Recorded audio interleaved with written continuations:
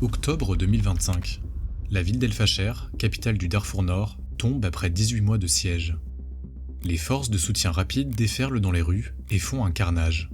Au moins 1500 civils sont exécutés en quelques jours, tandis que les forces armées soudanaises parlent de 2000 morts.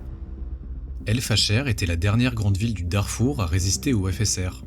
Le Soudan est désormais partitionné entre l'ouest et le sud-ouest, contrôlé par les forces de soutien rapide, et l'est du pays, contrôlé par l'armée soudanaise. Les FSR ont déclaré un gouvernement parallèle pour administrer les territoires sous leur contrôle. Mais ce qui se passe au Soudan n'est pas un simple conflit. C'est le plus grand désastre humanitaire au monde. On compte 12 millions de personnes déplacées, 24 millions en insécurité alimentaire et des dizaines de milliers de morts. Les États-Unis ont déclaré en janvier que les FSR commettaient un génocide au Darfour. Les Nations Unies ont documenté des crimes de guerre des deux côtés, mais pourtant le monde reste silencieux.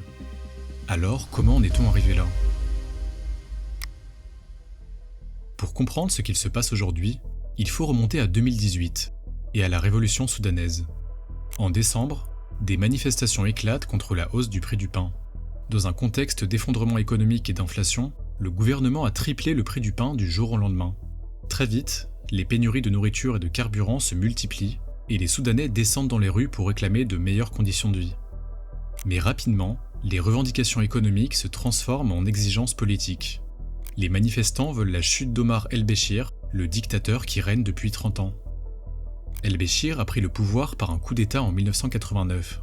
Il a instauré un régime brutal, mené une guerre au Darfour dans les années 2000 et créé les milices Janjaweed pour terroriser les populations non arabes. La Cour pénale internationale l'a inculpé pour crimes contre l'humanité et génocide. Pour se maintenir au pouvoir, il a créé plusieurs forces militaires rivales, chacune disposant de ses propres armes et ressources. Parmi elles, on retrouve l'armée régulière, les services de renseignement et les milices Janjaweed devenues FSR. Mais le 11 avril 2019, sous la pression des manifestations massives, l'armée et les FSR qui s'étaient alliés déposent el-Béchir. Les Soudanais pensent que c'est le début d'une transition démocratique, mais ils ont tort. Les généraux ont simplement remplacé un dictateur par deux autres. Abdel Fattah al-Burhan prend la tête de l'armée soudanaise, et Mohamed Hamdan Dagalo, surnommé Hemedti, dirige les FSR. Un accord de partage du pouvoir est signé en août 2019 entre les militaires et une coalition civile appelée Force de la Liberté et du Changement. Un conseil de souveraineté mixte militaire-civil est créé. Abdallah Hamdok, un économiste, devient Premier ministre. Le Soudan est censé transitionner vers un gouvernement civil et des élections en 2022, mais en octobre 2021, Burhan et Hemedti, toujours alliés à ce moment-là, organisent un coup d'État et chassent les civils du pouvoir. Peu de temps après, des tensions émergent entre les deux hommes. Le point de friction principal est l'intégration des FSR dans l'armée régulière. Burhan veut la dissolution des forces de soutien rapide et que ses combattants rejoignent l'armée régulière sous son commandement. Mais Hemedti refuse.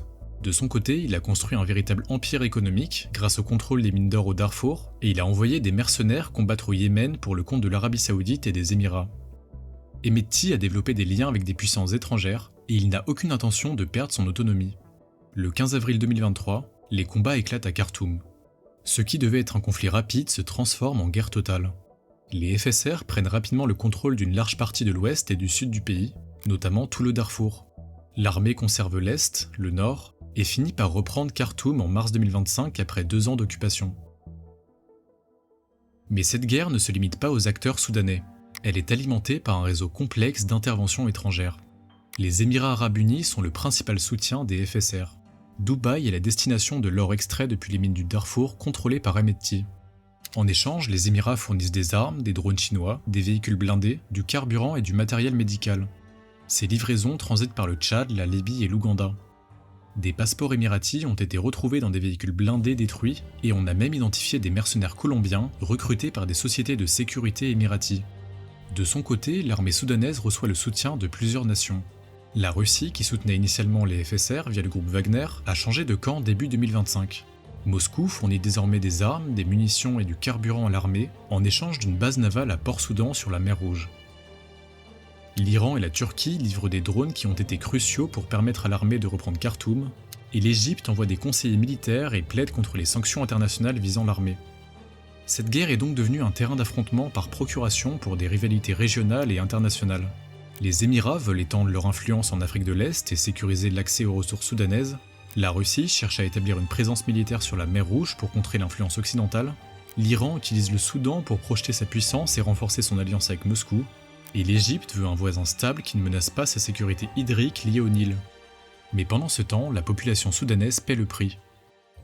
Ce conflit n'est pas une guerre civile ordinaire, c'est un affrontement entre deux factions contre-révolutionnaires qui veulent préserver l'état militaire. Aucune des deux ne défend la démocratie. Les FSR ont leurs racines dans les milices génocidaires du Darfour, et l'armée s'est alliée avec des islamistes liés à l'ancien régime d'El-Béchir. Les deux camps commettent des atrocités massives. Le rapport de la mission d'enquête des Nations Unies de septembre 2025 conclut que les deux parties ont violé le droit international humanitaire et que la plupart des violations constituent des crimes de guerre. Les chiffres sont vertigineux. Le Soudan abrite aujourd'hui la plus grande crise de déplacement au monde. 12 millions de personnes ont été forcées de fuir. Plus de 4 millions se sont réfugiés au Tchad, au Soudan du Sud et en République centrafricaine, déstabilisant des pays déjà fragiles. Les convois humanitaires des Nations Unies et des ONG atteignent rarement le Darfour, en raison des blocages routiers et des obstacles bureaucratiques. Les deux camps sont accusés d'utiliser la nourriture comme arme de guerre. Le Comité international de la Croix-Rouge affirme que le Soudan fait face à sa pire épidémie de choléra depuis des années, notamment à cause des infrastructures dévastées. Face à cette catastrophe, la communauté internationale reste largement impuissante. Des pourparlers en juillet 2025 entre les États-Unis, l'Arabie Saoudite, l'Égypte et les Émirats ont été annulés en raison de désaccords sur un communiqué final et sur le rôle que les FSR et l'armée joueraient dans le Soudan d'après-guerre. Une nouvelle réunion en octobre n'a produit qu'un comité conjoint symbolique pour mettre fin au conflit. Le Conseil de sécurité de l'ONU a tenté d'imposer un embargo sur les armes au Darfour, mais il est systématiquement violé. Amnesty International a documenté des armes, notamment fabriquées en Chine, en Russie ou en Turquie, utilisées par les deux camps. Aucune sanction sérieuse n'a été imposée aux pays qui alimentent le conflit. Les Émirats, pourtant identifiés comme principal soutien des FSR, continuent d'agir en toute impunité grâce à leurs alliances avec l'Occident. Ce qui se passe au Soudan est un échec cuisant pour l'ordre international. Si la communauté mondiale ne parvient pas à arrêter un génocide documenté, que reste-t-il du système censé protéger les populations civiles ? Le Soudan révèle les limites du droit international face aux intérêts géopolitiques des États. La chute d'El-Fasher marque peut-être le début d'une partition du pays.